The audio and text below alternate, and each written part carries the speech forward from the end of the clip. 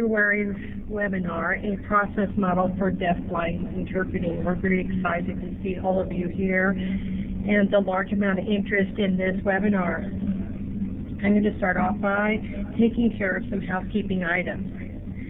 Captioning and interpreters are provided. The streaming window opens automatically. There is a tab for the audio and video on the far right. Click on the bottom corner and a menu will drop down. Click Detach Panel. Then you can resize the video box. If you would like to enlarge the interpreter box, you can do this too by clicking on the side of the box and moving it, then clicking on the corner of the box and dragging it to a larger size. Windows can be closed or sized to create your personal viewing environment. If you would like to enlarge the chat box text, click on the side of the box that is on the lower left of the screen and drag it to another part of the screen. Then click on the corners of the box to drag it out and make it bigger. To enlarge the text on the upper right-hand side of the chat box, there are two icons. Click on the second one from the far right and a drop-down menu will appear. Click on Enlarge Text as many times as you need to. To open the captioning, click on the captioning icon, which is next to the icon with the microphone and the flower on the toolbar. You can also move the closed captioning box to another part of the screen and enlarge both the box and the text. If you would like a plain text version of a PowerPoint, go to the main website. Jesse, would you please type the address in the chat box? And you would click on the link that Jesse types into the chat box, and this will take you to the resource links, and on the bottom click on the second link that says Accessible Slide Content. There will be two videos shown tonight. If you would like a text description of these videos, go to the same resources link section and click on the third link, which is alternative text for videos for slides 9 and 14. All of these directions were sent in the email with your webinar link, so if you're missing any of the information, please refer back to the email that I sent you earlier this evening. Questions for the presenter tonight will be done by the participants typing in the chat function. I will collect all of the questions that you present, and then I will give them to the presenter at the end of the presentation during the question and answer time. There will be, you cannot speak, the participants do not have that ability, so you will have to use the chat box. If you have any technical issues, please use the chat function and a member of the clearinghouse staff will aid you. Now, with all of that out of the way, it is my honor to present Rhonda Jacobs. And Rhonda, I just want to thank you very much for being here tonight. And I turn it over to you. Hey, thank you. Hi, everybody. I'm Rhonda, and I'm beaming out to you from Maryland 2 hours later here. Just let me advance the slide. Okay, here we are in the introductions part. So that's me, and I'm here representing the National Task Force on Deafblind Interpreting, NTFDBI. I've been in the field of interpreting for about 25 years now and involved with deafblind interpreting and knowing and working with and hanging out with deafblind people since I was a student in my interpreting program. And so we know who you are and who's out there, and so we can get to know each other just a little bit, and also practice typing in the chat box.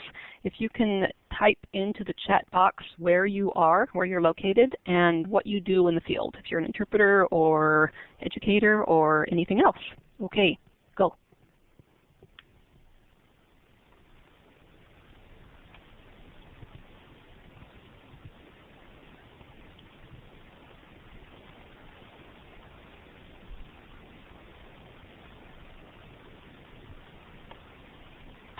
I'm not seeing anything. Do you all have access to the chat box? Just want to make sure that's open for everyone.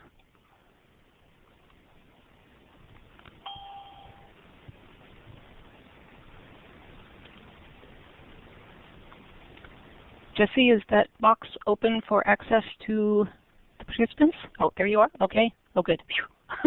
You're all out there. I was getting scared that I was here by myself.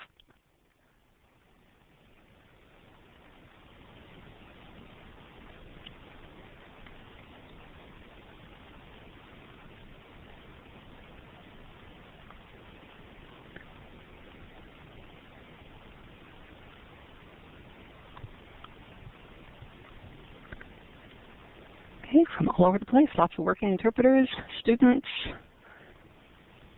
interpreter educator, VRS freelance,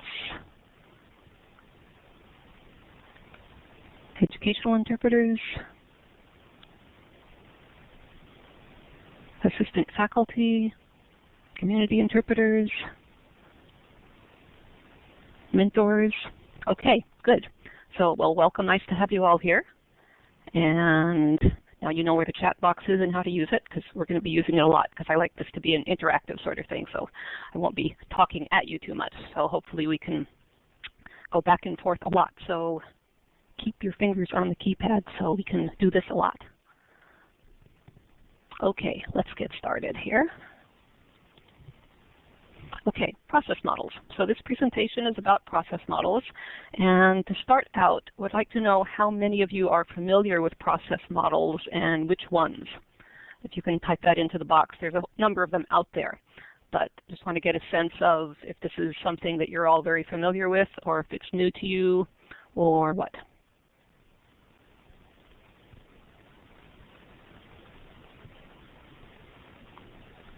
Okay, the Colonymous model, the Coakley model, all of them new to me. Familiar with all of them? All three new to me. New, Colonymous and Coakley, new to me. Okay, so thank you. That gives me a good sense of where people are at. So, for those of you that are familiar with process models, why do we have them and how can they help you when you're interpreting?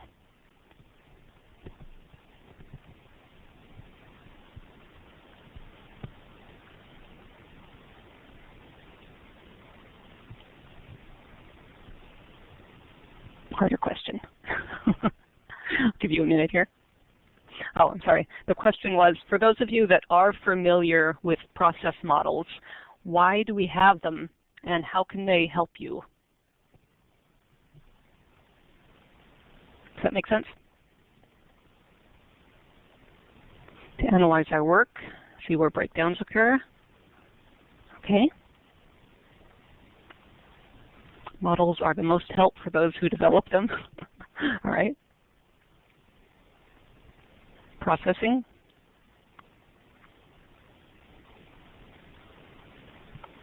Help with processing information. You understand the process we go through to make equivalent messages, meaning every person from source language to target language and the details, etc.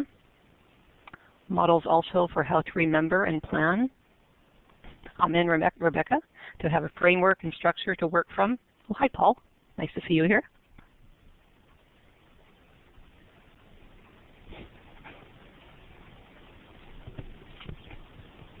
Okay, so that's you've pretty much all got it down. Thank you. Yes, and how to process between L1 and L2. So just briefly to summarize all that, a process model breaks down the process of interpreting into parts that can be analyzed individually. And so when we're on the job and we're wanting to craft something a particular way, or struggling with something, or after we've come off an assignment and we're looking back and we're thinking, or yes, that worked. You know, all of those reactions we have to our work. Remember, it's not only about when breakdowns happen and what didn't work, but also what worked too, and also just looking at the dynamics of what's going on in our heads. So a lot of this is black box stuff, taking for an image here, to take the top of your skull off and look inside and see what's going on. They are also helpful when dialoguing about the work with a colleague, and as someone mentioned, to give a framework to talk from. So it's not just that X happened when we were on an assignment, but where is X in a larger context? What's influencing it, and how might I want to work with that particular element? So equally, when we're analyzing a video of our work, it can help us to isolate the specific parts we're looking at and informing how we understand them and how we might want to adjust or set up a learning path for ourselves. So the three models that we are drawing from here are those of Celesteville, Kalonymus, and Coakley. So as you mentioned, a number of you are familiar with those. And advance the slide. So in the Celesteville model, she breaks down the process basically into three basic parts. So first you take something in, then you immediately get rid of the words, and then you generate the idea in the target language. So sounds simple enough. However, she has an entire book behind it, so it's a little bit more complex than that. The next slide, the Kalonymus model, contextualizes this a bit more. So the speaker and what they say is in a context. That's the first box here. And there are a variety of factors that go into analyzing all of this. So coming up with the message and then analyzing what will go into the interpretation, including who the audience is, their context, etc. And then actually producing the interpretation. And while all of this is going on, our internal monitor is watching all of this and making corrections and adjustments. And we are taking in feedback also from any variety of sources, like the person who's receiving the interpretation and our team interpreter, and etc. And as all the little arrows represent, as you see going back and forth here, all of this is feeding back on itself, informing the different parts simultaneously. So putting it into anything you have in 2 dimensions where you've got, box next to box next to box, it's by nature a little bit artificial, but it gives us a way to look at it. And here is another schematic of her model of what we actually do. So first we concentrate, the C part, and then we represent, and then we plan. So that's a really quick rundown of the Kalonymus model. The Coakley model, on the next slide, is a sociolinguistic model that breaks the parts down this way. So first we take something in, and then we do some preliminary processing. We hold it in short-term memory. Then we realize the meaning. We determine how that meaning will be understood by the other person, and then come up with a way to say it. And then in the last box, we actually say it. And down below, all of these parts are influenced by our linguistic knowledge, our cultural knowledge, our contextual knowledge, and physical and psychological factors, and then forgetting also. So there's an entire book behind this one also. But what we are going to do for tonight, okay, so far so good, we're going to extrapolate from all of these and break it down into what I'm calling a working process model. And the form that it's in here was done by Ron Coffey, a colleague of mine who's passed away while he was a graduate student at Western Maryland College. And in this model, we first receive something, then we analyze who sent the message, then, borrowing from Kalonymus, we let go of the words. Then in the middle, we get the meaning. Then we analyze who we're going to deliver this meaning to, and then we deliver it. And all the while, we are monitoring ourselves and taking in any feedback that's coming our way. Okay, now suppose you're doing all of this in a deafblind context. So what changes? What things might we want to consider? You can type into the chat box a few things. When you're doing all of this processing stuff, okay, environment, analyzing the receiver, environmental information. Feedback is different, yep. The situation, how we deliver. Assigning space, yep. Facial expressions, fatigue factor, emotion, receiver speed, sign space, adding the visual information, all of the above, right?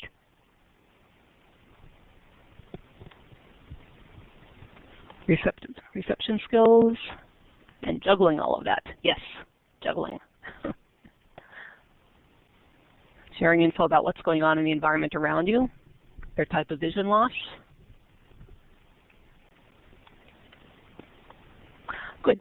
Okay, so we're going to, placement, right, thanks. So we're going to look at all these different things one at a time. They're all right. So the situation is you're going to be interpreting a video of two people talking, two deafblind people talking. And so that's your input, two deafblind people having a conversation on a video. And you're interpreting this to a deafblind person who is at work in his office. So first let's look at the video. This is your source material here. Now if you click, I think you all have to click on this. I'm not sure if I have these icons or if everybody has these icons.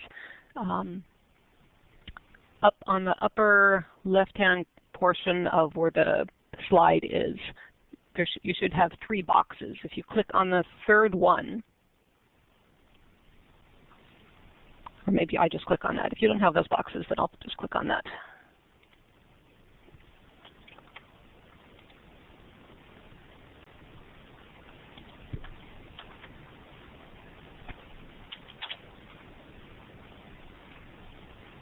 Okay, did you all just see the video come up?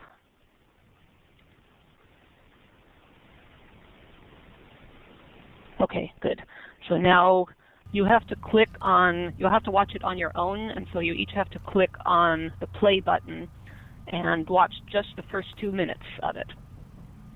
And let me know when you've seen 2 minutes worth. Okay, go for it. Oh, it started playing automatically. Okay, that's good. Can't see it. I'm going to also put the link in the chat box here in case you have difficulty seeing it there.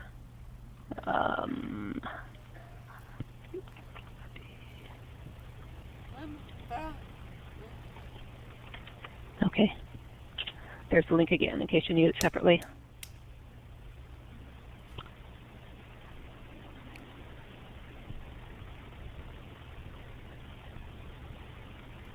And I'll wait for the signal for you when you've seen the first 2 minutes.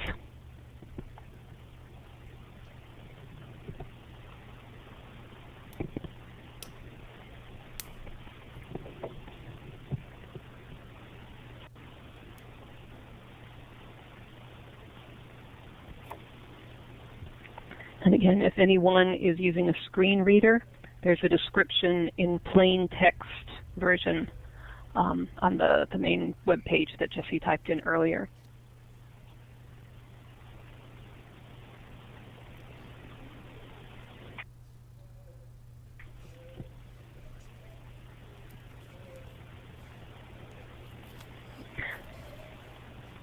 Yeah, if you need to, you said that someone said the video is easier to understand on the interpreter because it's bigger. You can, if you're watching the interpreter, you could enlarge the interpreter box. If you click on the side of the box and drag it out, and you can click on the corners and enlarge it.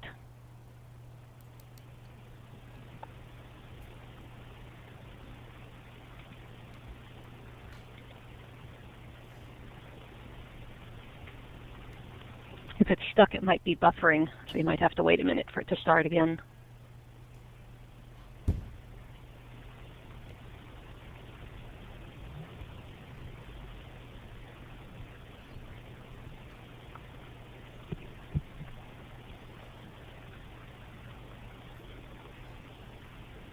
Okay, it looks like folks are done. Good. Okay, so now if we went back to the initial box, the receive box on the previous slide, what did you take in? What was received? And type in whatever you noticed.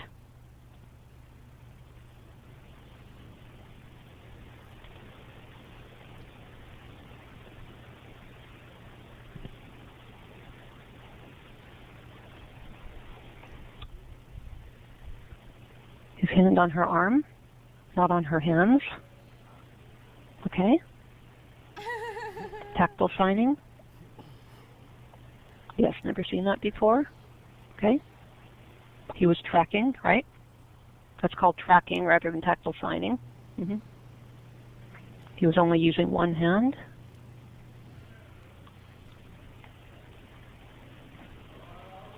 Want to watch the whole thing? How does he know what she says by holding her arm? I'm curious, how does he get all that info just from holding her arm? Seems like a light touch.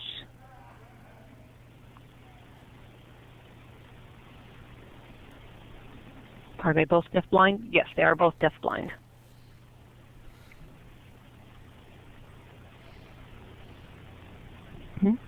Okay. Some other questions for you. Does he have the same vision? They have very similar vision. They both have Usher syndrome, so tunnel vision. Okay, now looking at the next slide, so this is, wow, it's nice to see the wows. So when you're looking at, when you're receiving something in a context like this, so yes, you're getting the visual environment, as some people said. You know, there's the people and where are they? Can anyone see the chat responses? We can't hear. Yes, it seems like everybody's seeing the chat responses. Okay. What did you notice in terms of movements or mannerisms that might be different?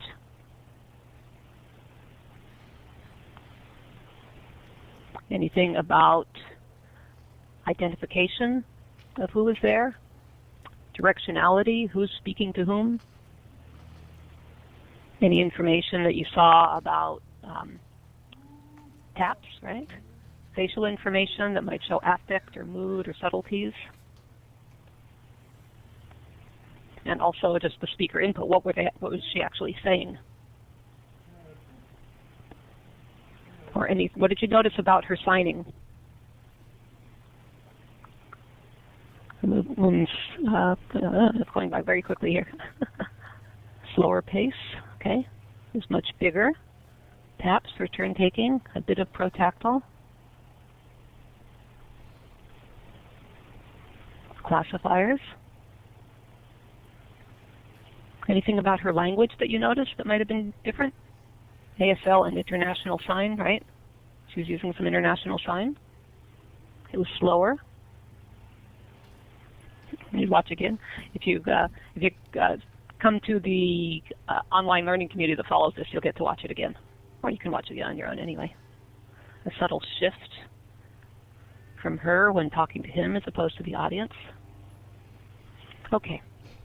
So those are some of the things that you received. And like all of these things that you noticed, yes, all of these happened. In addition to that, there's what they actually said. So, the next little box in our model is analyzing the sender. So of all of this that you just took in, what are the most important aspects of what was just received? Of all of these things you just mentioned, plus what she actually said. Of the way they seem comfortable with each other, okay? If you, this closed captioning has stopped working. Jesse, FYI on that.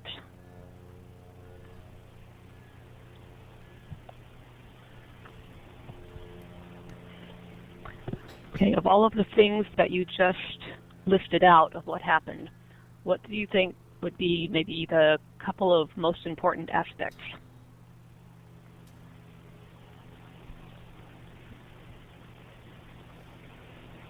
When she was talking to us as an audience and when she was addressing Roger, the sign mode, that they understood each other, clear and slow signs, turn taking.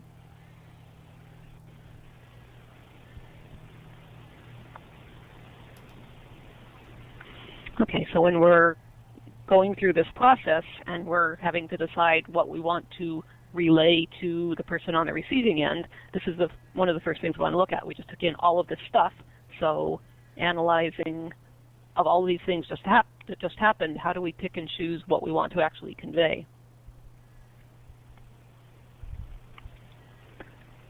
Okay, the next box, the release form part. It it's a little bit hard to say what to do other than, for right now, just take a moment and maybe close your eyes. That'll force you to not watch anything, and just let the message wash over you. Just let the movie replay in your mind for just a minute.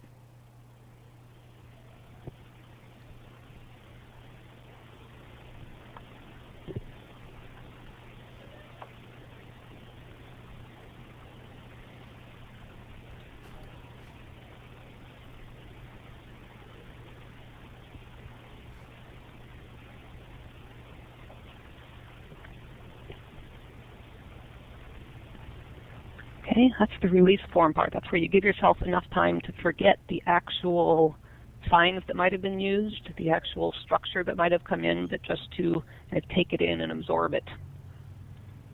So in the next box, we have the meaning. And usually when we think about meaning, we think about, okay, this person said X. Okay, what do they mean? And then how am I going to relay that to the next person? But here, is it just that? So what of this text you just took in, what is the point? Is it what they're actually saying, or what they're doing, or what the whole situation looks like? What, if you had to say, what's the meaning of what you just saw, what might that be?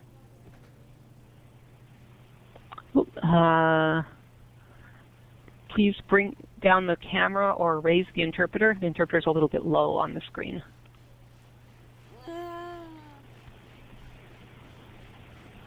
I'd also consider the goal at this stage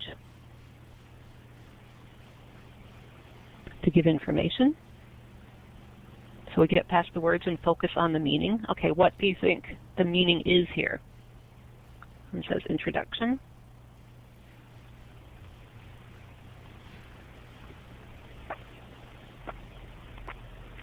Body language. That's there too. He told us how he inspires her.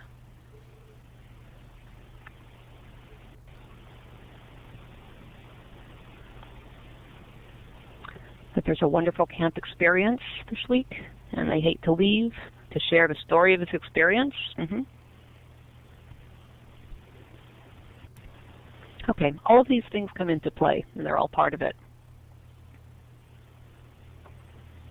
And remember that everything is contextually based also, and you're interpreting this video for a deafblind person who's sitting in an office somewhere far away.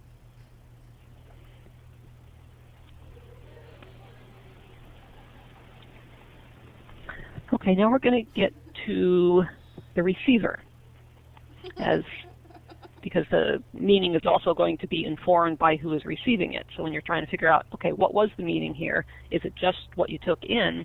Or is there pieces that are related to who it's going to, who's taking it on the other side? So now we're going to look at the receiver. The person on the receiving end is Eddie Morton. He's a fully deafblind man who is the coordinator of the Deafblind Services Society of British Columbia, the volunteer intervention program. So we're going to watch 2 minutes of this next slide. Hold on here.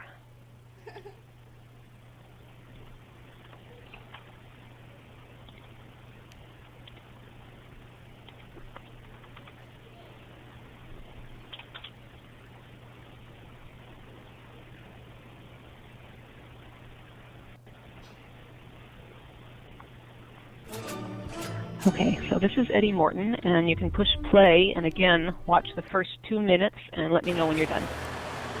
Yes, fully deafblind, yes, meaning no vision. That is correct.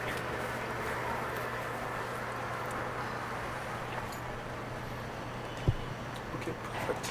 And I will copy the link also into the chat box in case you need that.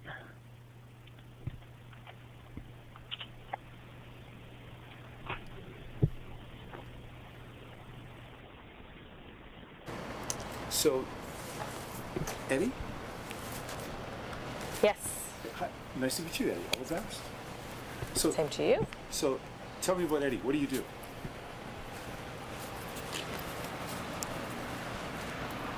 My name is Eddie Morton, and I actually work for a Deafblind Services Society. I run the volunteer intervention program, and I was just actually hired last week, so it's a new position, officially hired last week. I Can't see the signing. Had been volunteering with them for Can't see the signing of the interpreter. running the program as a coordinator for quite some time. There is such a need for intervention services. So what I do is I train people about deafblind culture and teach them how to guide and intervene with deafblind individuals. Do some mobility training, just to make sure that it's safe, and show them how to guide people through different obstacles. I talk with a deafblind person and find a match for them, and make sure that everyone has a personality match, an ability match, and then they're off and running. And the deafblind individuals need to be out more. They're isolated right now, and they need to be out in the community more.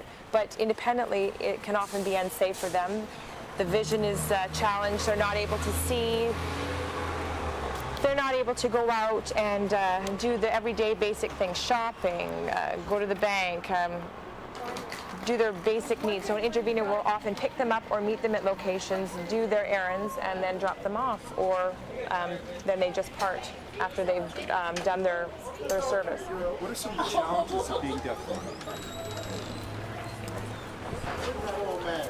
I'm looking for an old man. Well, there's many challenges. There's many barriers.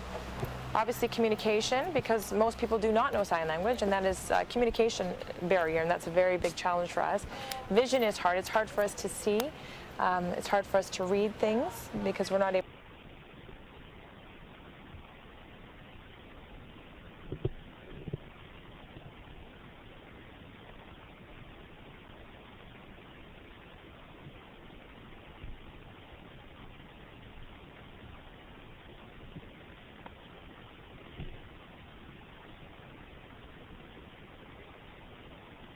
Okay, looks like people are about finished up here.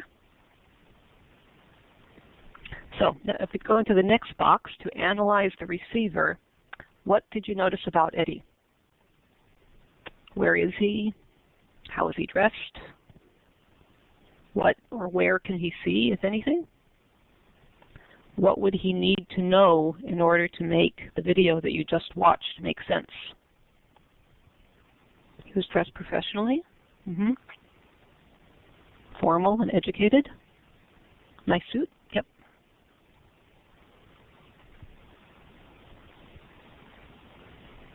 He needs to know that there's a man asking him questions. He needs to know where the hearing person was. Okay, just as a reminder, the situation that we're making up here. So pretend you're in Eddie's office, which is right near this street that you just saw, and you are interpreting the video, the feedback video that you just watched to Eddie. So what would Eddie need to know to make sense of the feedback video? The purpose of the conversation or the questions, that it's an outdoor noisy environment, lots of environmental noise. Again, we're not talking about we're wanting to present the video, the first video, to Eddie, assuming he's in his office and not out on the street.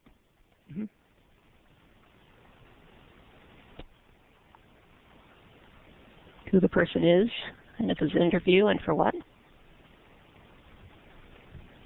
That the speakers are relaxed and casual, comfortable, happy. The first speaker is a woman, the second speaker is a man. Who in the successive camp? I'm confused. We're interpreting the Roger video to Eddie. Yes, correct. The Roger and Coco video you're interpreting to Eddie in his office. You need to know what the interviewer and interviewee are outdoors and seated, right? And that both are deafblind. Maybe the weather and the climate. When they shift positions, that they were seated on a log, right? How they're communicating, that they're using one hand. Okay, anything about just where they are. The people in the first video are at CBEC, which is a camp in Seattle, and Eddie is in Vancouver, British Columbia. So just think geographically, might Eddie know where Seebeck is? Might he have been there? The two were wearing. Where is Seebeck? Seebeck is Seebeck is S-E-A-B-E-C-K. It's a retreat center. It's a retreat that's run by the Lighthouse for the Blind in Seattle.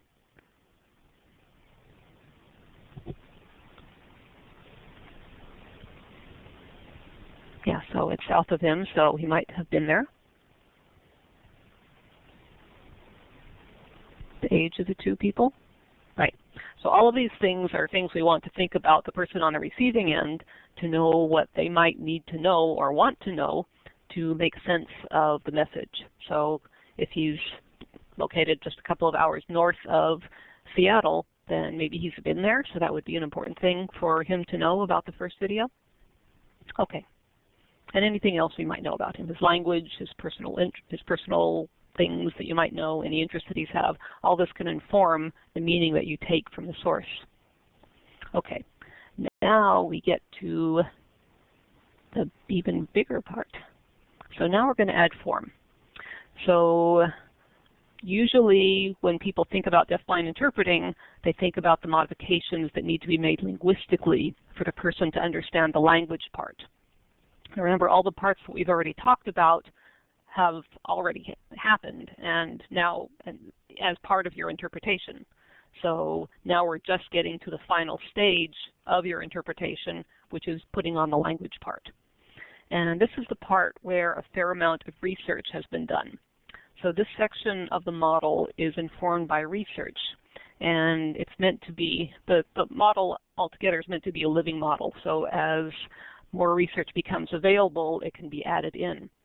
So what is listed here is both the research that was available when this article was first published in 2005, the 2005 edition of the Journal of Interpretation, and also where you'll see noted the research that either has been done since then or was not included in the original version. So, and there's there's, I'm sure, other research out there that is not in here, so it's not completely comprehensive. But the goal is any new research that comes available or that you know of can be added in its proper place here. Okay, so what we're going to do now is basically a whirlwind tour of some linguistics, and it will be a lot and go by kind of quickly, but this is just an overview. And you can go back and refer to what's on the slides. And then if you'd like to go into more depth on all of this and spend more time with it, then you can join in for the 4-week online learning community that's going to be starting this Monday. So the first part we're going to look at is phonology. And in the area of hand shape, and this is work done by Collins and Petronio, they saw that there wasn't a lot of difference between visual and tactile signing in terms of hand shape, except for the numbers 6, 7, 8, and 9. And note there's a typo here. That should be an 8, 9, not 8, 8. But those numbers can be more difficult to distinguish tactily, so they're held a little bit longer so that the receiver can feel them. In terms of location, this is also from Collins and Petronio, the signing space is reduced when someone has a restricted visual field, like the people you saw in the first video, and also signs that might be normally or in visual ASL made near the periphery of the signing space, like the signs for baby or boot, would need to be either relocated up higher or possibly finger-spelled. And also, as they noted, the space and position of the signing space is dependent on the relative position of the interlocutors. So if somebody's sitting and somebody's standing, you're going to have a small space that's somewhere in between those two. And also in tactile ASL, the signing space is smaller, and the body part moves often towards the point of contact for contact signs, such as the sign for eat. The body would move forward a little bit as well as the sign coming up to the mouth. And also what Collins noted in '93, and Frankel has noted as well, that signs can often be moved away from the point of contact of the body. For example, in the sign not. If you're doing tactile, the sign not might be moved farther down and out, so it's not actually touching the chin when you have somebody's hand on your hand.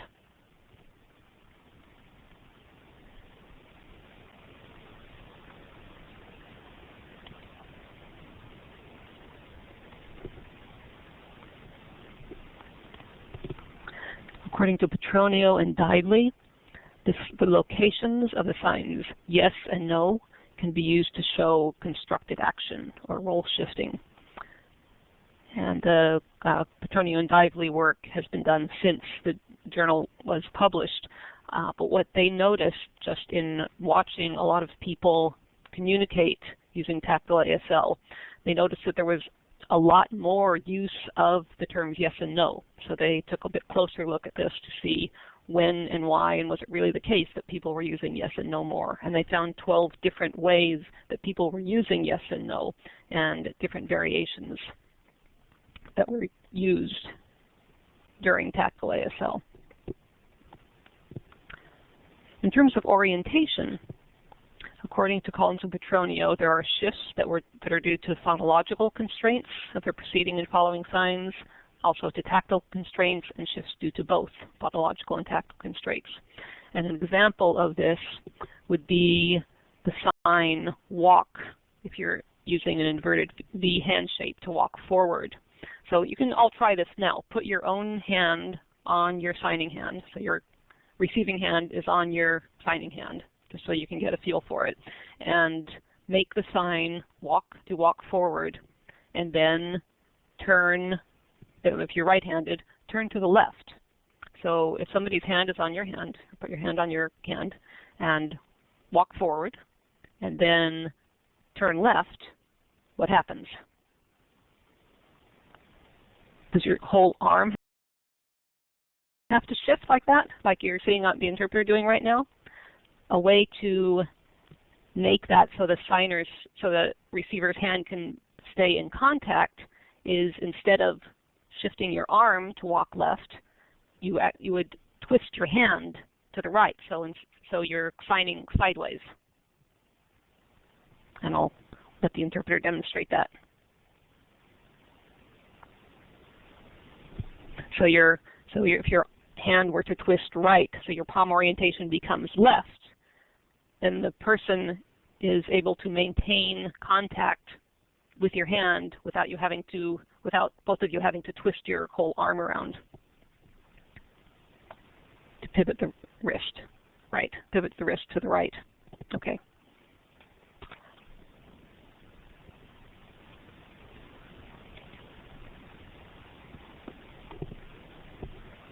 And similar to what we just said with location, Petronio and Dively showed that orientation also would shift to signify role shifting or constructed action in the use of yes and no.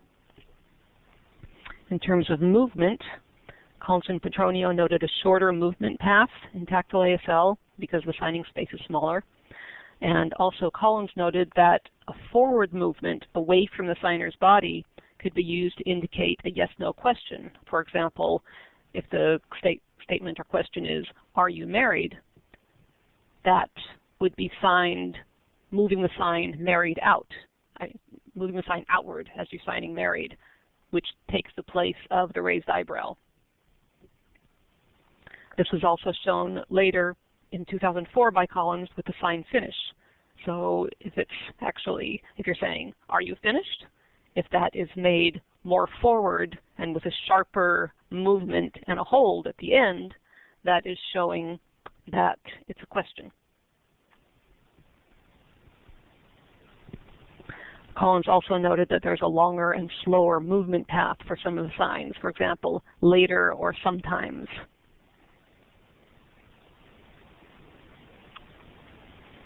So sometimes being made larger and slower.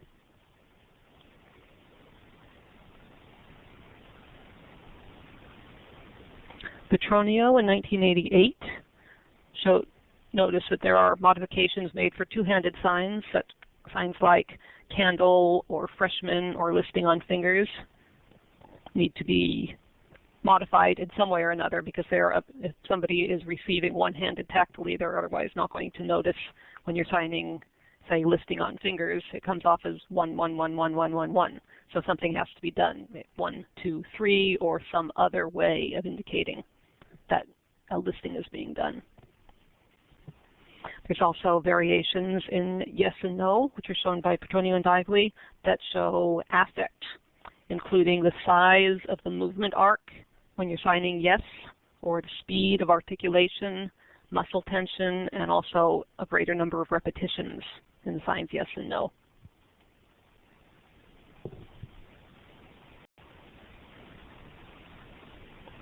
And I'm not able to watch the chat box very much right now, so unfortunately I'm not able to respond to a lot of these, but Carrie will be taking note of these and I'll respond afterwards.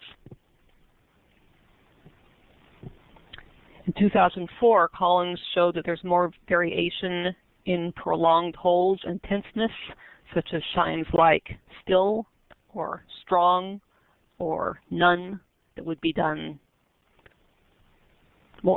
with more tenseness in the hand movement and held for a longer time.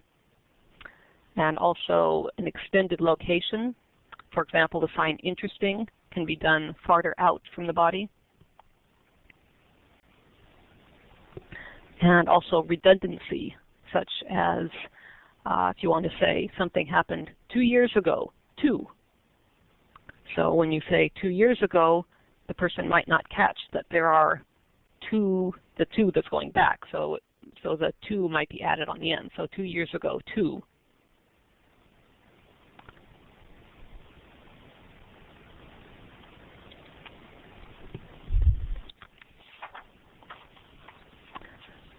For morphology, non-manual signals are one area that's very salient in the interpretation of visual information into the tactile mode. And work by Collins and Petronio, and also Collins later, both show differences in muscle tension and movement changes, and we'll get into more on this in a minute. Frankel showed that there's negation being expressed by the signs no and not what I meant, with 5 hand shapes, like the 5 hand shapes waving. Like, no, that's not what I meant. Petronio and Dively also showed that yes and no can be used as agreement verbs, like to say yes or to say no. And also that no is used as a negative operator to change the polarity of a sentence.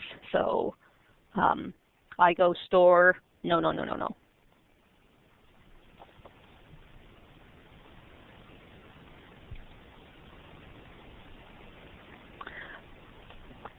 Collins' research that came out in 2004 isolated 6 fundamental features of adverbial morphemes that are intrinsic to tactile ASL.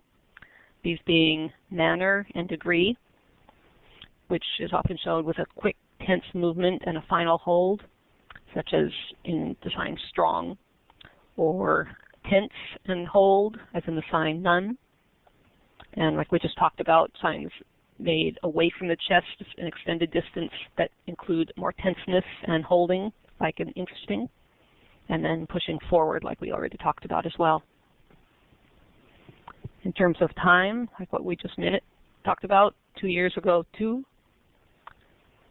And additions that replace the topic markers and conditionals, such as adding signs like when or until or later with a slower movement that might not otherwise be done.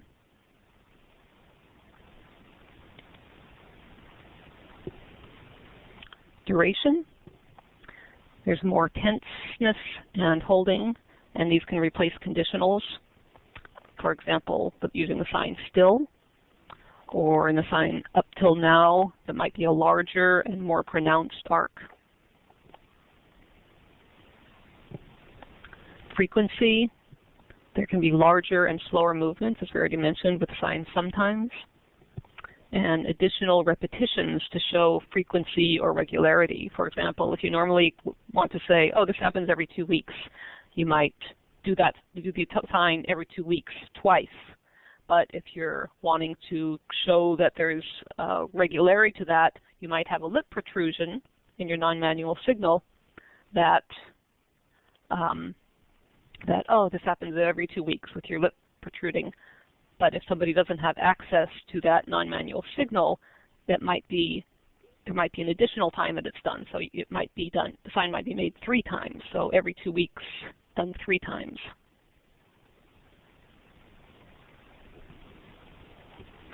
And also,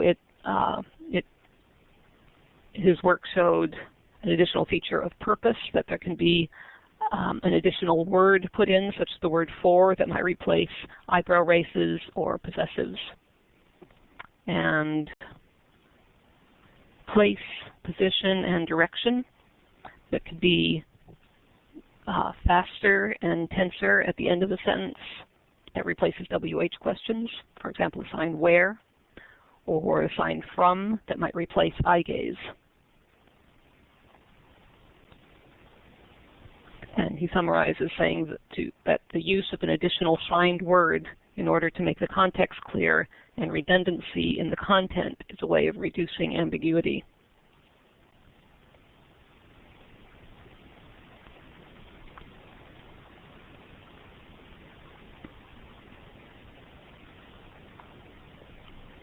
So here's a summary of the features found in tactile ASL adverbials. And so we've already just talked about, but I'll just run through it again. There's prolonged holds, a specific or extra sign, tenseness of the hand, extended location, longer and slower movements, and redundancy.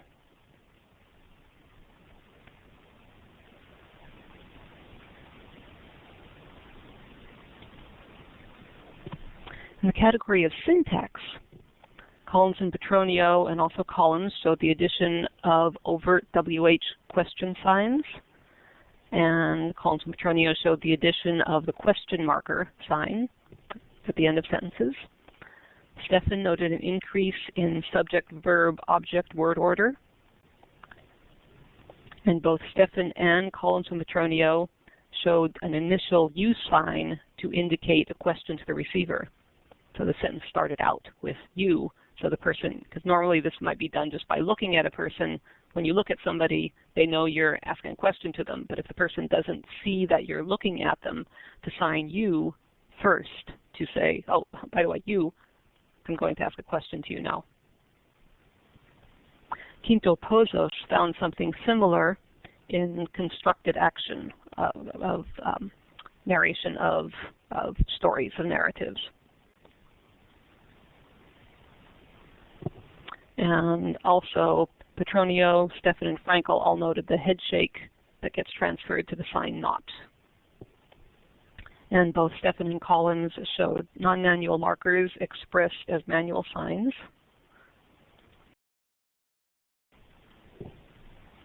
Petronio and Dively showed yes and no being used more frequently in tactile ASL, and that frequency is inversely related to visibility.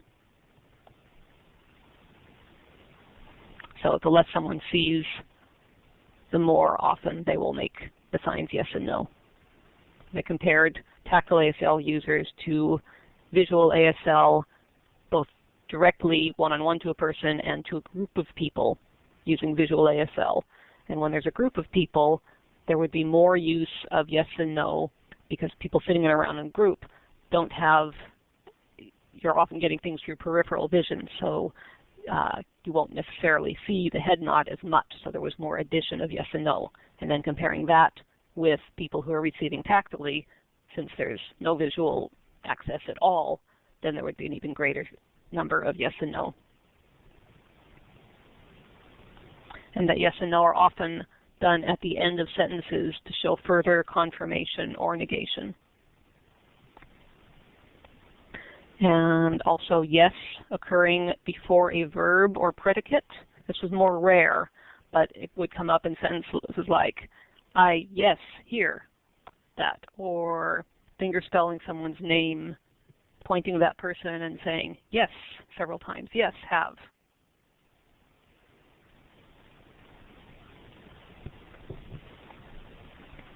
And as mentioned earlier, Quito Pozos noted indexing used in narratives only when one character was questioning another character in a story.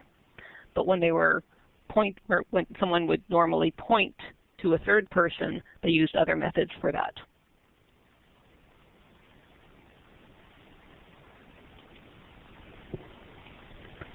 For lexical changes, Stefan noted more use of nouns and pronouns and signs followed by finger spelling.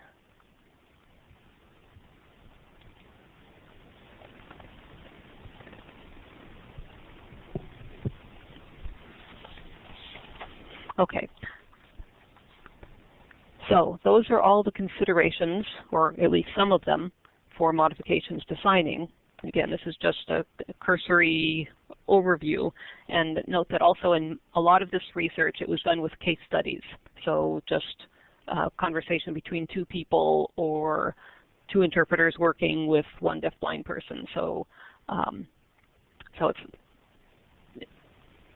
whether or not this can be generalized is something you want to look for, but just to note that that was what a lot of the research was. But the Collins and Petronio research had a larger sample size. So just by way of some background. So with all of those modifications for signing, then you actually deliver it. So it's a little bit artificial again because this is happening simultaneously. You don't make the sign and then deliver it. You make the sign and deliver it at the same time. But when you're actually producing your interpretation, it can be done in any number of modes. So tactile, or which can be one-handed or two-handed, close vision, restricted field, voiceover, tactile finger spelling, typing, or anything else. There's a misconception often when someone thinks deafblind interpreting, they think tactile, and that's not necessarily the case. There's all of these ways and many others that all come under the heading of deafblind interpreting. So in your model, that's one of the last pieces to think of. Okay, how am I actually delivering my message to this person? And a very, very big part of delivery, possibly the, well, everything is important, but something to really, really pay attention to is speed and pace and finding space. There's like huge considerations for the delivery portion.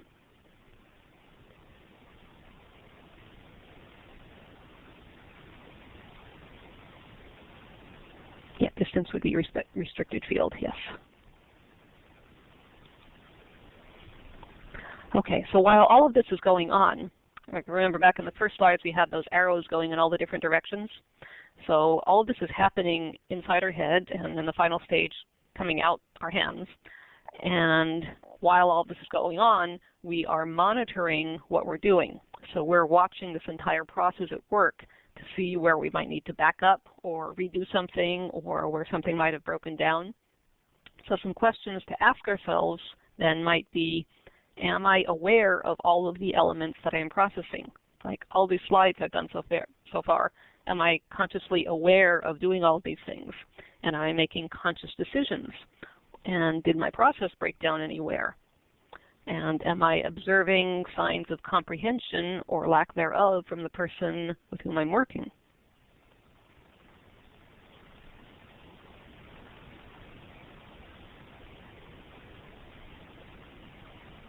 So that's coming from inside of us watching ourselves.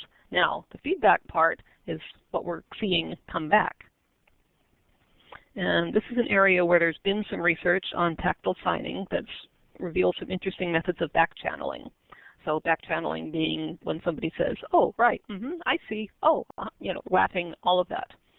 And Collins and Petronio found 3 categories of this sort of feedback. So when the person's hand is on the back of your hand, there's tapping of different sorts. So there might be a 1-finger tap on the back of your hand while you're signing, which can signal, I understand, you know, go ahead.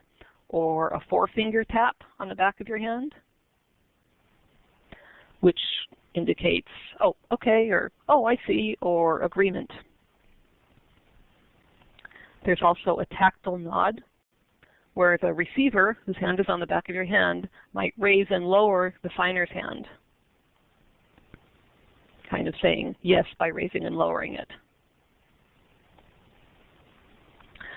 Also, squeezing of the hand can be either gentle and repeated, which can signal yes or I understand, or if someone missed something, there can be a single firm squeeze. And also in Petronio and Dively's research, they saw yes as a form of feedback also. Now, just as a side note, there's a lot more happening in terms of back channeling that's just coming to the fore, like right now as we speak. And if you take the follow-up online learning community, we'll get a little bit more into that. But what's here is just what has been documented in research thus far.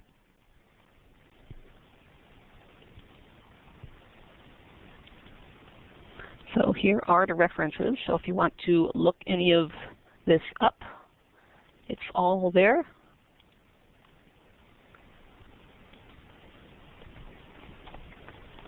So again, as mentioned a couple times, if you want to go back through any of this, because there was a lot that went through fast.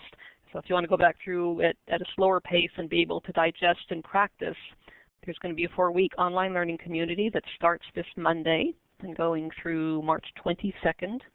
And there will be an invitation sent out to everybody who's on this webinar if you want to sign up. And I think something already might have gone, something already went out about that. I think Carrie can add any details on that. There's another resource that I very much want to encourage you to join in if you are educators or interested in becoming educators. And that is, we have recently established a Google group for deafblind interpreting education through the NTF-DBI, the National Task Force on Deafblind Interpreting. And that is a discussion group for any topic having to do with deafblind interpreting. And we've posted some questions to get things going, but anyone can go in and add anything else that they like. And if you would like to join this group, please send me an email to info@deafblindinterpreting.org. I will add that in here.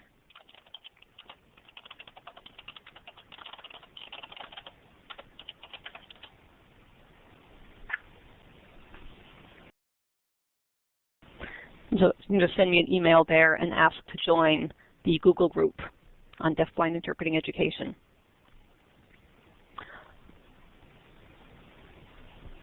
Is the Google group for educators or interpreters or anyone? I missed that. Yeah, that group is for educators or people aspiring educators or anybody that's interested in the general topic of deafblind interpreting education.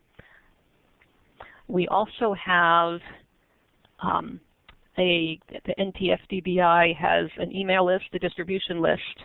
So if you want me to add you to that list, you can send a request to that same address, and I can add you on to the general list. We send out not very often when there's trainings and workshops and conferences and any other thing of interest for in terms of learning more about deafblind interpreting or anything related. So that's, again, just send an email to that list and I can add you into that list. And one other place where you can find a lot of resources, you see here, you can go to the NTF-DBI website, which is listed here, deafblindinterpreting.org, and there are quite a number of resources there, including a curriculum guide that we developed for infusing deafblind interpreting into an interpreter education program. There's also an annotated bibliography, which is available from this website, and it's available both online and as a download in regular print, large print, and plain text. And that was last updated in 2010, so anything from the last 2 years is not on there. And that bibliography, it's huge. It has 17 different categories of information. So there's deafblind interpreting in general. There's research and theory. there's preparation, there's trilingual interpreting, there's interpreting in theatrical settings, there's communication methods, there's support service providers, there's additional info like biographies and autobiographies, just a huge amount of information. So definitely like anything you want pretty much is available there. And all of this is housed at DB Link, which is the Information Clearinghouse arm of NCDB, which is the National Consortium on Deafblindness. So a lot of material that's available is available for free through them. Not all of it, but if you want anything that's on this annotated bibliography, they may or may not have it to send to you, but you can always check with them and see if they can send it. We are also on Facebook, so you can like us there, and we send out more things than are sent out on the distribution list. So I think if you just go to NTFDBI, it should pop up on Facebook, or you can type out National Task Force on Deafblind Interpreting without the hyphen. There's actually two Facebook pages. The one with the hyphen is something that Facebook did all by itself, and that's not what we actually use, but you'll see the one that actually has color and pictures and people on it.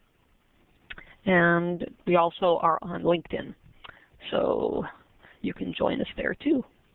Okay, good, we've got some time. So before we go to the Q&A, it's pop quiz time, just to make sure you were paying attention. Okay, so first question. Who did the research on yes and no in tactile ASL? Make sure you're still awake here. Yes, Karen Petronio, very good. Yay! Good, and that was fast. Okay. Who did the research showing that the signs made in the periphery of the signing space need to be relocated or fingerspelled?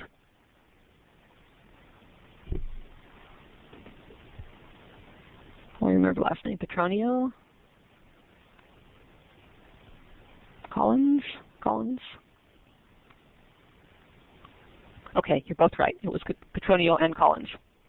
They're in their 1988 study. Okay, who did the research on adverbial morphemes in tactile ASL?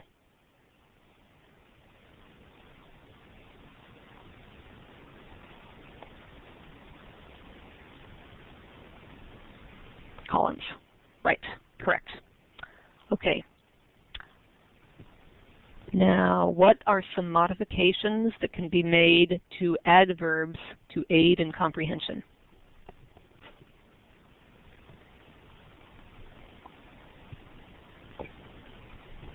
Move forward, prolonged hold, body shift forward, repetition, adding a sign, hold, redundancy, repetition, bigger sign, repeat and move forward. Question, move forward. Oh, good. You're all paying attention. This is great. Okay, next question. What numbers are difficult to understand in tactile ASL, and what could be done to make them more understandable? And also, who did that research? 6, 7, 8, 9. Oh boy, you all got that one fast. Hold longer. And who did the research? Collins. Collins?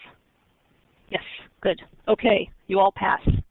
Very good. I'll get your certificate. Yay! All right, thank you. And it's time for questions. And yes. Okay, there was some discussion about how to improve their skills with interpreting with deafblind, and some people said to watch videos. Some people said that they should spend time with the deafblind community, and some said it should be a combination. Would you please address that? Yes, all of the above. It's vital to get out and meet the people and use the language and just become comfortable with all the people out there and all the different communication methods they use. Watching videos can help also, of course, and if you do the online learning community, we're going to be doing both of those things. So yes, every opportunity you can avail yourself of. It's all good. Yes, as Barbara says, also volunteer whenever possible. Yes, yes, show up at the local deafblind events wherever you live, and just be there. Work as a SSP, support service provider, volunteer interpreters. It's always needed.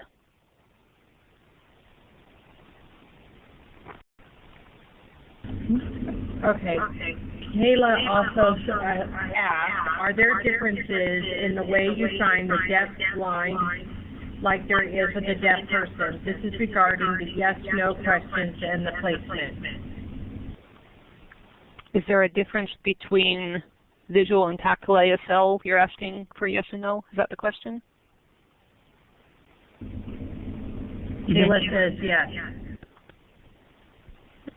Okay, she's rephrasing here. Hold on a sec.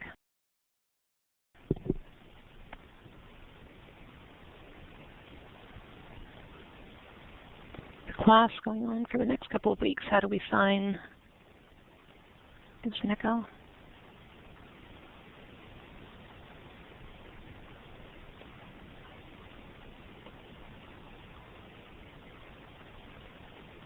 Okay, I'm going to back up.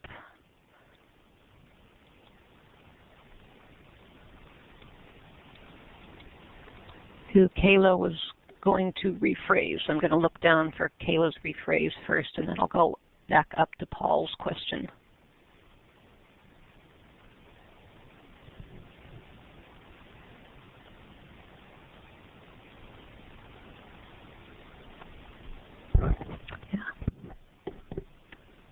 Kayla is asking, in ASL, there is a difference between people in the way they do things.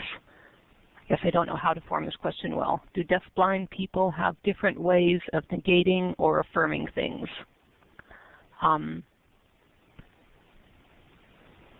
Just going from, or is it universal? Just going from the Petronio and Dively research, of the 12 different uses of yes and no, 10 of them could also be used in visual ASL. 2 of them could not, but there was a greater use of them. So just like additional signing of yes to show affirmation, additional use of no to show negation. I don't know that I can speak to other differences, but that's just going from that one particular research study. And Barbara says each has their own idiosyncratic way. Yes. So again, research is looking at your a sample size of whatever that size was. So it's looking at that and taking that and then looking in your own community and watching for it. Like, does what you notice when you're out there match what the research showed, or is it different?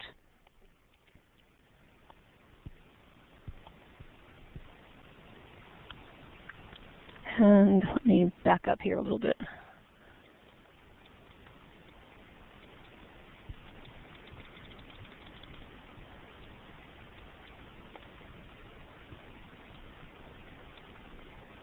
Okay, if you can hold on putting things in the chat box for a moment so I can read them, because every time a new message comes up, it flips down to the bottom. So just so I have a sec to go back up and read. Paul is asking, Rhonda, can you speak to the difference of interpreting versus copy signing? Wouldn't you say that DIs or CDIs typically copy sign from a signed message, sending to a deafblind person receiving? I'm not so sure hearing terps do this much or do it well because we're so used to working from voice to sign. That is what I see a lot. So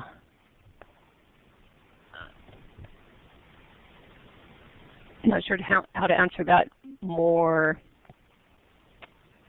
expanding more, other than, yes, I notice it a lot, and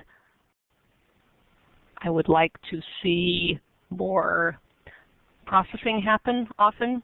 And sometimes copy signing is perfectly fine if what you're getting from the original includes everything you need, but often when you're simply copying from the original source, those modifications that need to happen are not necessarily happening. And the part where, in the process model where you drop form, is not being dropped. So in a sense, the message then is not fully being processed. It's just being, like you said, it's being shadowed. So I would encourage all interpreters, deaf or hearing, to be aware of what they're doing, and in terms of, am I really processing this message? Meaning, am I taking it in, letting go of the original, and recreating it for this particular individual?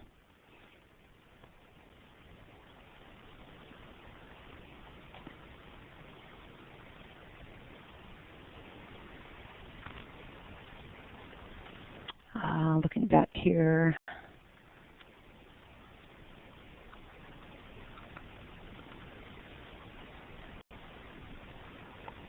David says, I have the opportunity to interpret with, oops, uh-oh, I lost it here.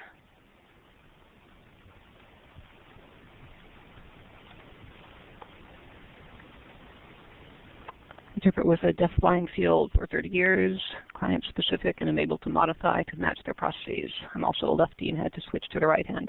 Yeah, that's a good point in general, and that came up in some of the research also, that it's, no, not in the research, I'm sorry, there's something else that just came out, that just a good tip, if you're not already ambidextrous, if you can learn to sign with both hands, that can be very helpful. Especially with what's happening now with protactile, and we'll go into protactile stuff more on the online learning community. But if you're talking with two people on each side of you, it requires signing with both hands. Has there been much research on sight interpreting from text for deafblind? I don't know of research.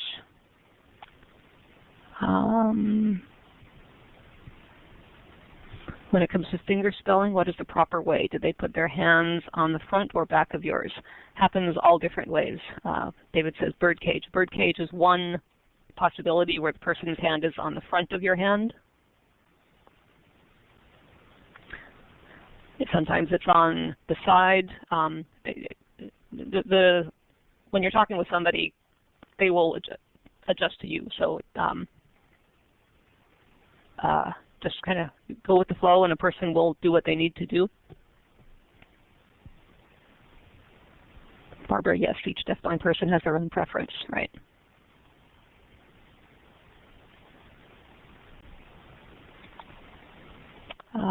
Carrie, are there more questions that you have? Yes, I have a couple more. Okay.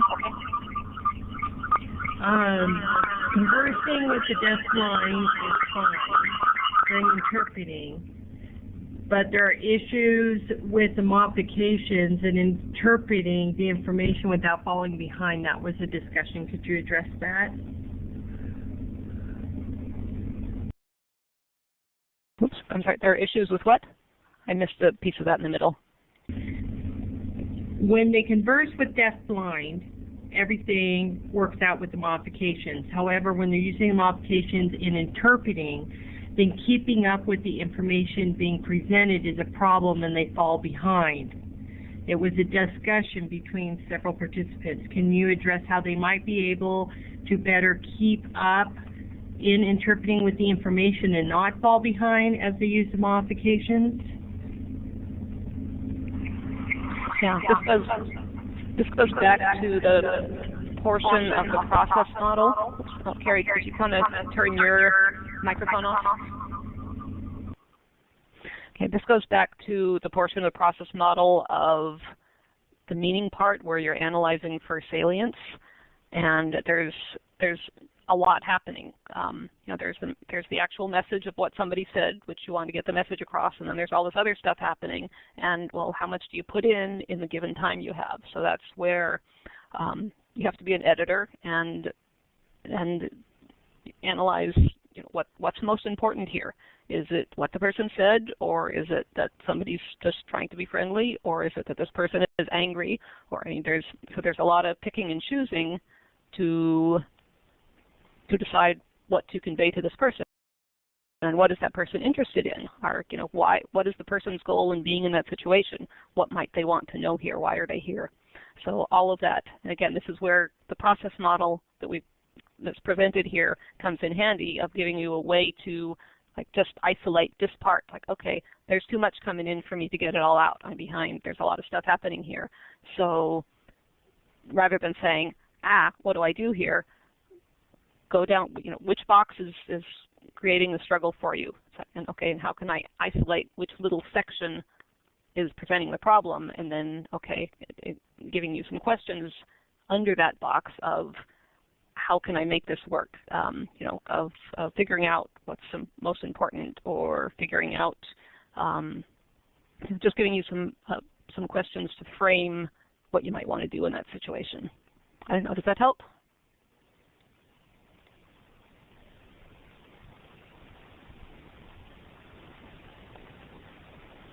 More to consider in deafblind interpreting than regular interpreting, yes.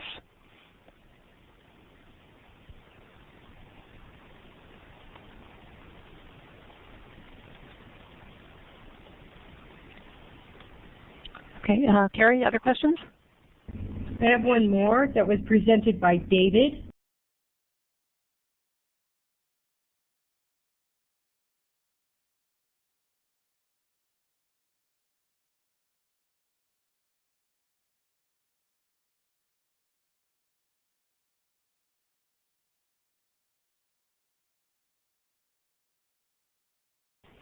Oh, for some reason that did not come through on audio. I saw the interpreter interpreting it, so I know that she got it, but I didn't get it. And other people are saying that there was no audio.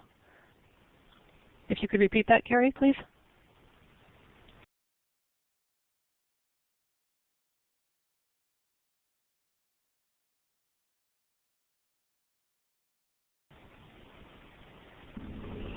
When David asked, when they signal, I understand, is a brief perception check appropriate at that time?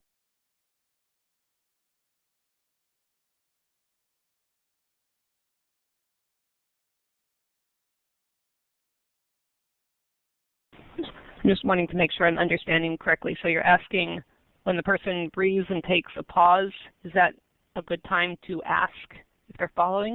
Is that what you're asking?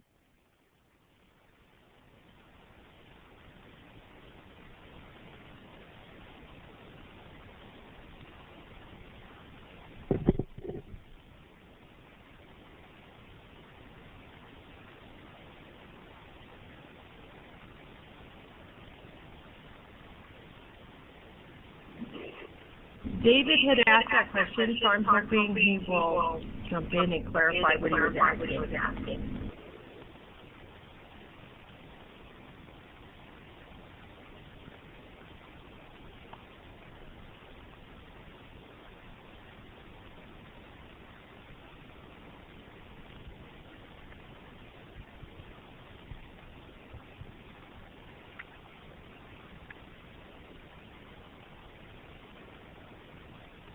Yeah, David, I don't think participants have access to a mic, so you'll have to type it.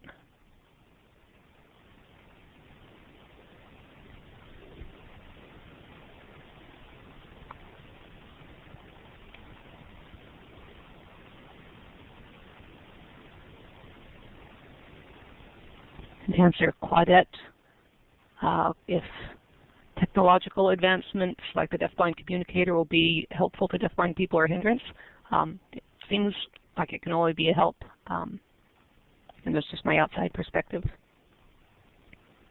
And David is clarifying here.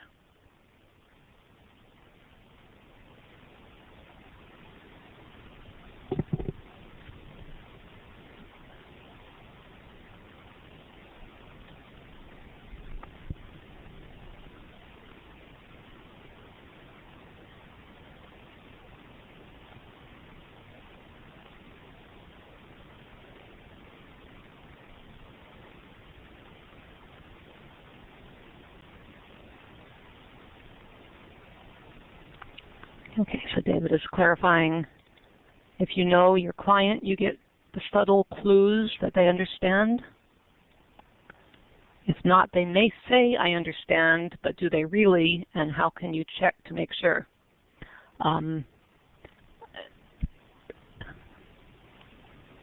Those things are so very individual.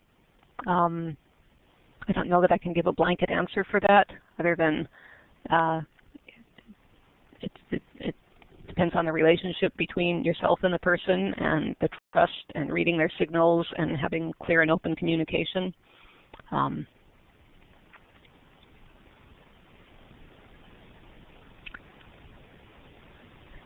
Again, it's hard to give an outside answer for something like that without being there.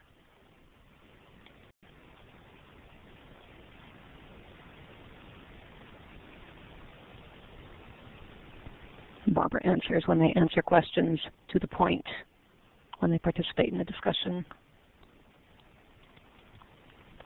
Okay, yes, the time is close to up. Kathy wants to watch the 2 video examples again. We'll be watching at least one of them on the follow-up discussion, and the links are in the PowerPoint, so you can watch those yourself from the PowerPoint. They're in the chat box, so you can click on them there to pull them up, or you can, if you look at the PowerPoint, that will be on there. Will this PowerPoint be on the Katie Center website? It's on the NCRPM website, and I can copy that for you here. Hold on.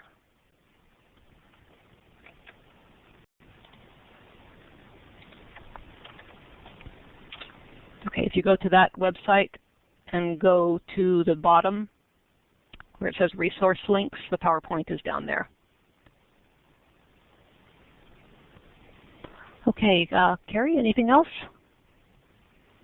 No, that was all of our questions, so I think I'll wrap it up. Is that all right with you? Yep, go ahead. Okay, first of all, I want to thank Rhonda again for coming and providing us with a wealth of new knowledge and information. It was just fascinating. I'd also like to thank our marvelous interpreters, Kirk and Darlene, and our captionist, Carrie O'Brien, and of course, the Clearinghouse. We wouldn't be here today if it wasn't for Jessie and her team. For reminders, CEUs can be requested by completing the CEU request form that will appear after the satisfaction survey is completed. The survey will open up once you close out of the webinar software. Submit the survey and you will see a screen where you can click on a form to request CEUs. The form must be filled out to receive CEUs. If the survey does not automatically open once you close out, go to the web page for the webinar that was provided in the email sent to you today with the link to access the webinar tonight. The link to the survey is at the bottom of the page.